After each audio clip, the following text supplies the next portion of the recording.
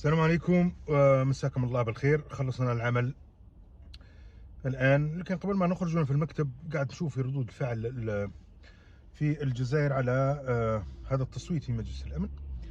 و شيء شيء غير مفهوم. يعني أنا نقول لكم شيء غير مفهوم.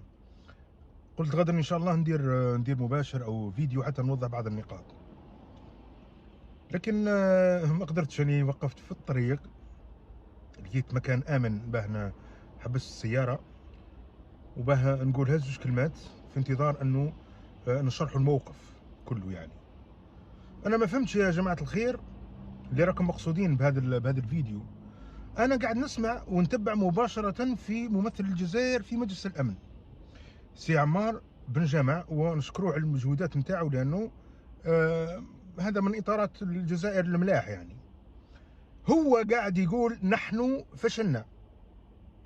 فشلنا في اجراء التعديلات اللي كانت تحوز عليها السلطات في الجزائر. هو يقول فشلنا، والتصويت جاء لصالح المنظور الامريكي وفي صالح المملكه المغربيه حول قضيه الصحراء الغربيه. كل النقاط اللي جات فيه ورا جابتها رويترز لايف بي كلها واضحه وضوح الشمس. المراهنه على الفيتو الروسي والصيني خسرت. اذا التصويت 11 نعم، 3 يعني. حتى سلوفينيا وراح نحكيو عليها غدوه. قضيه سلوفينيا هذه صوتت معها. عندك الصين، باكستان وروسيا تم الامتناع عن التصويت. الجزائر ما شاركتش، حاضره ولم تشارك في التصويت. يقدر واحد يفهمني وعلاه ما تشاركش في التصويت؟ شارك في التصويت بالله. ما دام انت تقول ان فشلت الورقه هذه ما تخدمكش، انت ما تخدمش مصالح المنظومه. صوت بلا. راح نناقشوا مع كثير من الخبراء قضيه الحضور وعدم المشاركه في التصويت في قضيه تعتبرها انت مصيريه. نقطه. يعني بالرغم من وش قالوا ممثل الجزائر بطريقه علنيه في مجلس الامن، قال فشلنا. تخرج لك جريده الخبر وكاله الانباء الجزائريه وصحافه العرام وقنوات البهتان يتحدثون عن انتصار دبلوماسي. يا جماعه، ما وش بيكم وش بيكم اخويا؟ انا مانيش فاهم. يعني ما كنتش حابين تحبسوا هذه الصنعه هذه؟ الى متى هذا التنكر للحال نتاعنا اللي راه في الجزائر على المستوى الدبلوماسي والمستوى الداخلي؟ الى اي متى تبيعوا في الوهم للناس؟ انتم يا جماعه الرئاسه عن طريق الرولي نتاعكم، الامتدادات السياسيه والاعلاميه نتاعكم، تعطيوا اوامر وكاله الانباء تكتب كان الموقف الجزائري لا، هذه انتكاسه يا اخي. ما حدث في مجلس الامن بموضوعيه هو انتكاسه للسلطه في الجزائر، للجزائر اخويا على المستوى الدولي. القرار في صالح ان شاء الله يكون في صالح الشعب الصحراوي، لانه كان فيها مفاوضات وكاين في اطار الحكم الذاتي.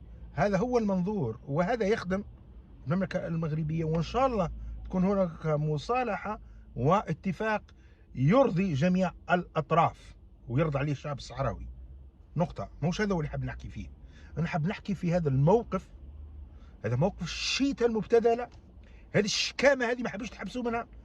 صحافه العرام وجماعه الرئاسه، اذا ما قدرتوش توصلوا لهذيك النقطه انك تعترف انك خسرت، لانه الاعتراف بالانتكاسه انك تعترف انك خسرت هي اولى درجات انك تنوض تحقق انتصارات لهذه الامه هذه، لهذا الشعب ولهذه البلاد. ماشي تبقى تبيع الوهم للجزائريين وتفهمهم انه والله اللي حققناه في مجلس الامن كان انتصار للدبلوماسيه الجزائريه واستطعنا ان نلوي ذراع. وواحد يقول لك انه نرجع في الخبر، قال لك نرجع حاجه هكذا لمجلس الامن. شبيكم هذا؟ حشموا شويه، حشموا. هذا شعب عظيم. وهذا الحدث راهو في لافي تاع البريمي نوفمبر، عشيه الذكرى ال71 لاندلاع واحده من اعظم الثورات في التاريخ الحديث، ثورة اللي داروها الرجال. وهذيك الثورة اللي داروها الرجال من أجل إقامة دولة ديمقراطية ذات سيادة قوية اجتماعية في إطار الشمال الإفريقي. قراوا بيان نوفمبر. ماشي دولة الانتكاسات، فاهم؟ دولة الانتكاسات، لأنه هذه انتكاسة دبلوماسية وهي تضاف إلى انتكاسات على المستوى الداخلي. يا سي تبون وشنقريحة جماعة السلطة، أنتم ما حققتوش الازدهار على المستوى الاقتصادي والاجتماعي للمواطن الجزائري. ما كانش استثمارات خارجية ولا استثمارات قوية داخلية، وكل الوعود والقطار هذا تحت منصة آلجي وكل الشيء اللي تحكوا فيه. هناك انتكاسات في الحريات، الناس راهم في الحباس على جال كلمة، الغلق الإعلامي، الغلق السياسي، ولا نشاط سياسي. معقول بعد 71 سنة من الثورة العظيمة مع الناس صوت معارض يسمح له أن يتحدث في الجزائر؟ هذه انتكاسات الداخلية، غير قضية شرعية الحكم والانتخابات المزورة. كل هذه الانتكاسات الداخلية راهي زادت لها انتكاسة على المستوى الدولي، المستوى الدبلوماسي. ووصل في مجلس الأمن هو تكملة، لأنه الانتكاسة من اللي جاء لديو تبون وشنقريحة، ونحن في الانتكاسات الدبلوماسية. هل يعقل أنه احنا في الجزائر راح نحاربوا كل العالم؟ يعني نعاديو المغرب، حرب مع المالي مع النيجر، درتوا حرب مع اسبانيا وزدتوا وتراجعتوا، زدتوا كم دايرين حرب مع فرنسا، حرب مع الامارات، تهوزي تحارب اسرائيل، تحارب الولايات المتحده. يا ودي حشموا ارواحكم، حشموا ارواحكم.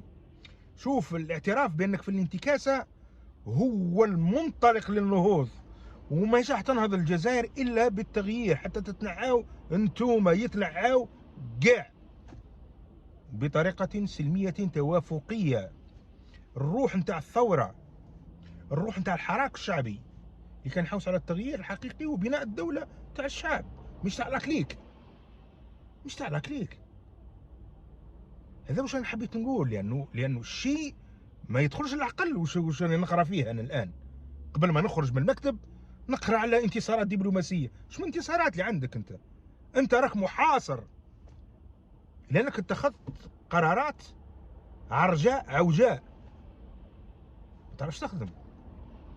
كانت عندنا هيبه عزيزي بين الدول، كانت عندنا كلمه يسمعوها الدول، كانت عندنا دبلوماسيه تخدم، كنا نشريو الناس، كنا نخلقوا لوبيات في الخارج على مستوى الاتحاد الاوروبي، على المستوى الافريقي، على المستوى العربي، وحتى داخل الولايات المتحده الامريكيه. هضروا مع الدبلومات السابقين يقول لك كيفاه كنا نصرفوا دراهم باه نشريو الاصوات في مجلس الشيوخ الامريكي وعلى مستوى البرلمان الاوروبي والاتحاد الاوروبي. هذه هي الدبلوماسيه. العلاقات الدوليه هي علاقات مصالح، صراع من اجل تحقيق المصالح. كل سلطه تريد ان تحقق المصالح لشعبها، مش حكايه العجيز هاني مع فلسطين وخليها عليا فلسطين والكلام الفارغ والقضيه الصحراويه. احنا مبدئيين واحنا خاطئين، ما احناش طرف النزاع، لكن احنا راه مبدئيا ما كانش مبادئ. قضيه الصحراء الغربيه اذا قلت انه هي قضيه امن قومي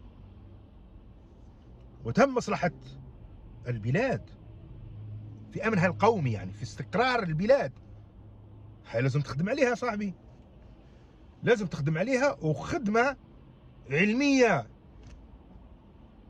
فقط انا قلت راح نحكي 6 دقائق، انا عشت راح نحكي نص ساعه، ساعود الى هذا الموضوع.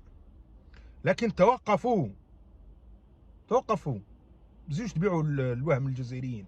الجزائري مبرونشي ويعرف الحقيقه، ويعرف باللي هذه كانت انتكاسه، والانتكاسه هذه اضافه لانتكاسات في الداخل راح تعمل ديكليك عند الشعب الجزائري، وتفكروا بالحراك الشعبي وتفكروا بالشيء اللي كان يحوس عليه بالفعل. تغيير ماهوش فعل كما شوهتوه انتم. قالوا التغيير يدخل علينا الناتو، التغيير حاوسوا يبيعوا لنا البلاد.